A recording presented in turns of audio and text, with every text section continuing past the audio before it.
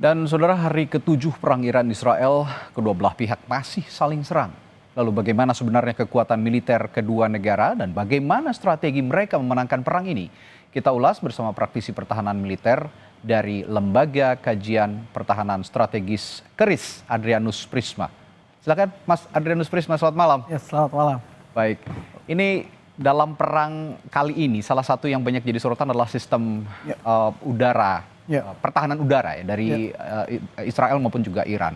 Yang kemarin yang terbaru yang kita lihat ini Iron Dome Israel mencegat rudal Iran. Kita akan lihat dulu gambaran rudal Israel. Intercept rudal balistik Iran itu ada sistem Aero dan sistem yang pinjaman dari Amerika Serikat, yaitu THAAD dan Patriot. Oke, ada juga Arrow 2, Arrow 3. Ya, saya betul. catat ya. Betul, Arrow 2, Arrow 3. Nah, kalau yang barusan dilihat itu Iron Dome ya? Ya, betul. Nah, ini kita lihat sistem pertahanan udara yang dimiliki oleh kedua negara. Kita mulai dari Israel, tadi yang disebut Iron Dome, ada Arrow 2 and 3 dan juga David Sling. Betul. Nah, apa saja fungsi-fungsi mereka ini untuk sistem pertahanan udara Israel? Oh iya, kalau Iron Dome itu dia lebih untuk mengintersepsi sebenarnya serangan-serangan dari Lebanon, kemudian dari Gaza juga yang berupa proyektil atau rudal-rudal jarak pendek. Kemudian Arrow 2 and 3 itu dia untuk mengatasi serangan rudal balistik, juga untuk David Sling.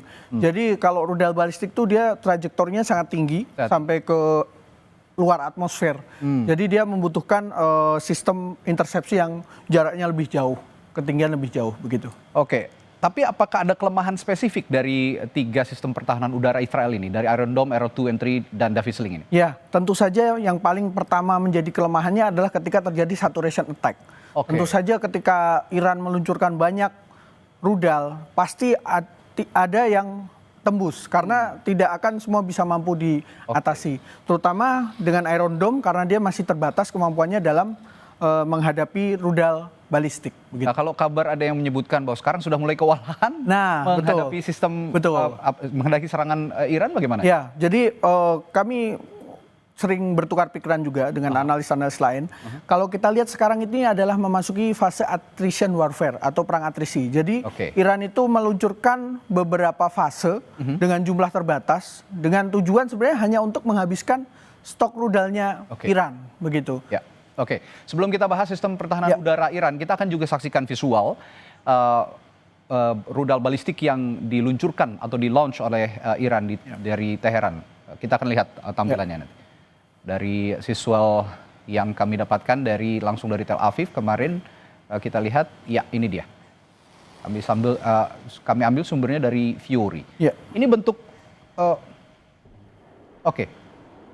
nah ini sistem pertahanan udara Iran yang mencegat rudal. Nah, ini apa yang dipakai? Salah satunya tentu saja yang mereka punya beberapa rudal ya. Tapi tentu saja yang paling utama itu adalah rudal S-300 yang mereka dapatkan dari Rusia ya? Ya, Rusia. Tapi ada juga beberapa sistem yang mereka kembangkan sendiri. Tentu saja ada yang mengkopi dari Rusia, ada dari Cina, dari Korea Utara. Memang keunggulannya Iran itu mereka mampu memproduksi dalam jumlah besar. Gitu. Kuantitasnya yang kuantitasnya mereka, betul. Dan mereka punya banyak pabrik yang juga menjadi salah satu sasaran utama ketika Israel menyerang di hari pertama. Nah, ketika tadi ada visual meledak di udara, itu berarti sudah diintercept serangan dari Israel. Sudah diintercept, betul. Cuman ketika intersepsi itu belum tentu tidak hilang ya bahayanya, karena pecahannya itu masih bisa berbahaya begitu. Dan tetap bisa ada yang tembus juga ya? Betul. Nah ini tadi yang kita bahas, S-300 dan Bafar 373. Kalau tadi Mas Prima sudah menjelaskan S-300. Bagaimana dengan Bafar 373? Bafar 373 ini adalah salah satu kreasi mereka ya. Jadi memang salah satu ciri khasnya Iran itu dia banyak produksi dalam negerinya. Jadi karena mereka di tengah kondisi himpitan embargo gitu, temannya sedikit, jadi mereka memproduksi salah satunya adalah Bafar 373 ini. Gitu. Nah, kita akan juga saksikan bagaimana drone-drone yang ini saling kirim drone seperti. Iya, betul. Oh, rudal dulu. Kita akan bahas rudal dulu. Rudal balistik. Nah, kita akan saksikan visual rudal balistik yang dikirimkan dari Israel terlebih dahulu ya, atau dari Iran dulu. Ya, kita akan saksikan sesaat lagi. Kita akan coba. Iya, ini dia. Coba kita lihat. Nah, ini rudal apa ini? Kayaknya ini dari Teheran ya. Ya, ini dari Teheran. Oh iya. Dan kalau kita lihat launch-nya itu luncurannya itu langsung vertikal ke atas. Iya, betul. Jadi Iran itu belakangan sudah ada bukti-bukti dari analis menyimpulkan bahwa mereka sekarang sudah mulai menggunakan rudal Fatah. Rudal Fatah itu rudal hypersonic mereka yang terbaru. Sebelumnya beberapa analis menyimpulkan sepertinya jangkauannya kurang jauh. Tapi ternyata sudah mulai ada bukti bahwa rudal Fatah itu digunakan. Gitu. Oke. Ada juga kalau yang saya lihat Emad, Ghadar, Khaibar, Sekhan itu sama canggihnya dengan Fatah. Tapi tetap saja yang paling canggih adalah Fatah karena dia hipersonik. Hipersonik itu adalah rudal yang dia bisa lebih dari 5 Mach speed, 5 kali kecepatan suara. Kalau Fatah ini dia bisa 13 sampai 15. Kalau Emad dan yang lain itu masih yang generasi lama. Dia memang generasi lama begitu. Nah, yang baru ini katanya yang terbaru ini ada Sejil. Tadi juga kita sempat saksikan visualnya. Bagaimana kekuatan Sejil ini? Sejil ini dia kalau nggak salah dia termasuk yang solid fuel, jadi dia fast response. Kalau yang lain itu kan dia liquid fuel, itu preparation time-nya agak lama. Kalau solid fuel itu bisa lebih cepat. Jadi mereka bisa segera serang. Nah, bagaimana dengan Jericho 3 yang dimiliki Israel? Itu rudal balistik yang dimiliki Israel. Jadi strategi perangnya ini agak beda. Kalau Israel ini meskipun mereka punya Jericho 3 yang sebenarnya di atas kertas cukup capable, tapi sampai saat ini tidak ada bukti bahwa Israel menggunakan rudal balistik mereka untuk serangan ke Iran. Mereka masih mengandalkan serangan udara, gitu. Masih mengandalkan serangan udara. Oke, ini tadi rudal balistik. Dan terakhir nanti kita akan lihat juga drone. Ada saling kirim drone juga. Saling kirim drone, betul. Kami punya, kami punya datanya. Kita mulai dari Israel terlebih dahulu. Ada Aitan dan Heron. Bagaimana kekuatan drone Israel ini? Nah, kalau drone ini kita membahasnya agak sedikit berbeda ya, karena Israel itu drone-nya itu lebih untuk surveillance. Surveillance. Ya, memang tidak ada mereka yang drone yang mereka menyerang ya? Mampu untuk menyerang, tetapi menyerang. Kebanyakan yang dilihat dari rekaman-rekaman yang ada, yang terbang di atas Teheran itu kebanyakan Heron, Hermes, Eltan gitu. Nah, dan yang dimiliki Iran, sedangkan yang dimiliki Iran ini drone-drone Shahed 129, 136 dan Mohajer ya? Ya, betul. Shahed ini kan yang banyak juga mereka kirim ke Rusia untuk menyerang Ukraina ya. Ya, betul. Jadi ini salah satu drone yang sebenarnya cukup berpotensi untuk merusak. Jadi kalau Iran itu dia menggunakan drone itu untuk menyerang. Jadi dia sudah tahu sasarannya di mana, apalagi Israel itu kan geografisnya kecil ya. Jadi lebih gampang gitu. Kalau Iran kan lebih besar. Tapi yang menarik tadi kalau ada bilang drone tempurnya Israel ini juga bisa untuk surveillance. Sudah, ya. Kalau Iran tidak ya, hanya untuk menyerang. Ya, kalau dilihat dari penggunaannya saat ini bahkan belum ada bukti yang menyatakan Mohajer banyak digunakan. Mungkin baru 1-2 lah gitu. Kalau melihat tadi Israel bisa surveillance dan menyerang, lalu Iran hanya menyerang, melihat pertempuran kali ini antara Israel dan Iran, sebenarnya mana yang lebih unggul untuk teknologi drone-nya? Kalau kita mau ngomong secara ini ya, kita coba imparsial ya. Saat ini memang Israel sudah memiliki keunggulan udara. Makanya drone-drone surveillance mereka itu bisa dengan bebas berterbangan di atas Teheran. Tapi kemarin Iran sukses menembak satu Hermes. Baik. Selanjutnya kita akan lihat pesawat tempur yang dimiliki oleh Israel. Kita akan lihat dulu visual dari pesawat tempur Israel yang kami miliki. Kita akan tampilkan sesaat lagi. Iya, ini dia. Nah, ini pesawat apa ini, Mas? Sebentar. Ini gambar resmi dari Idean yang F-15 ini. Ya, ini F-15 ya. Tentu saja pabrikan Amerika.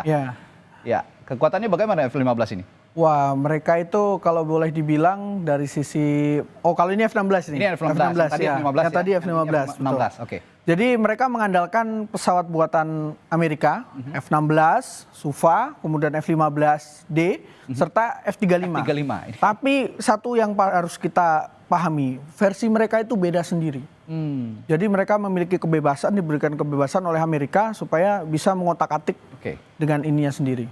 Betul. Nah, kita akan intip juga data strategi militer mereka masing-masing, terutama strategi militer udara ya. Nah, kita punya datanya yang akan kami tampilkan berikut ini. Pesawat tempur yang seperti Anda sebutkan tadi, Israel punya F-35, F-15, F-16. Sedangkan Iran punya Su-35, F-14 dan MiG-29. Sebenarnya ada 14 juga di sini yang sama-sama pabrikan Amerika Serikat. Betul. Ya, kalau ini Rusia, Sukhoi ya, Su-35 dan MiG ini juga Rusia.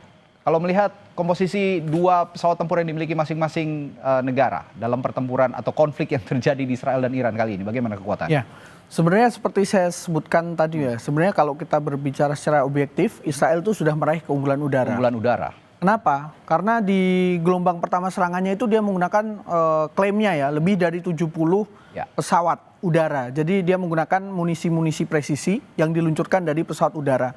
Tapi kalau yang saya lihat sekarang sudah agak berubah. Jadi kalau tadi itu ada update F-15 mereka itu lebih banyak digunakan untuk misi pengintaian, untuk mencari rudal-rudal, peluncur-peluncur rudal Iran begitu. Sedangkan kalau dari sisi Iran, sayangnya saat ini mereka belum kelihatan angkatan udaranya di mana. Kemarin memang sempat ada beberapa footage F-14 yang nampaknya tidak bisa terbang dibom. Ada satu tipe lagi sebenarnya yang menarik itu, yang buatan mereka, yaitu F-313 Kaher itu, yang orang menunggu-nunggu ini bagaimana performanya. Sayangnya saat ini kita belum bisa melihat. Masih belum diluncurkan, masih belum diterbangkan oleh mereka. Belum, betul. Oke. Berarti kalau bisa saya simpulkan sedikit ya, ini sederhana, koreksi kalau saya salah.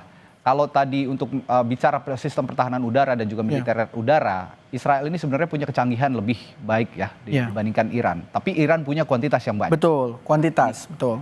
Kalau begitu strategi dengan kalau kita bicara kecanggihan dan kuantitas, strategi militer mereka ini bagaimana kalau lihat head to head-nya? Kalau kita seperti saya sampaikan tadi, ini sudah masuk fase perang atrisi, di mana dua-duanya itu tahan-tahanan. Tentu saja Israel ini karena dia kecil, dia kena saturation attack, pasti dia waktunya itu akan terbatas. Stok rudalnya dia, pertahanan udaranya pasti terbatas.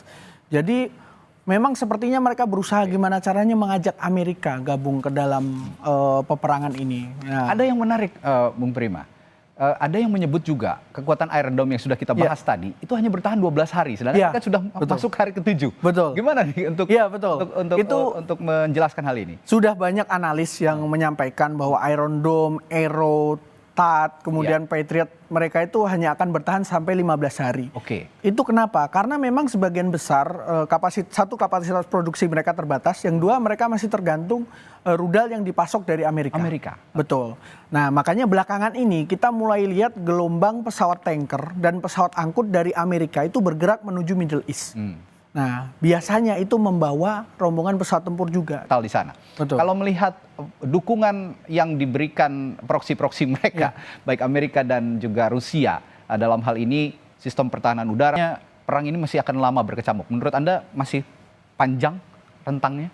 Kalau menurut saya ini tergantung bagaimana Presiden Donald Trump.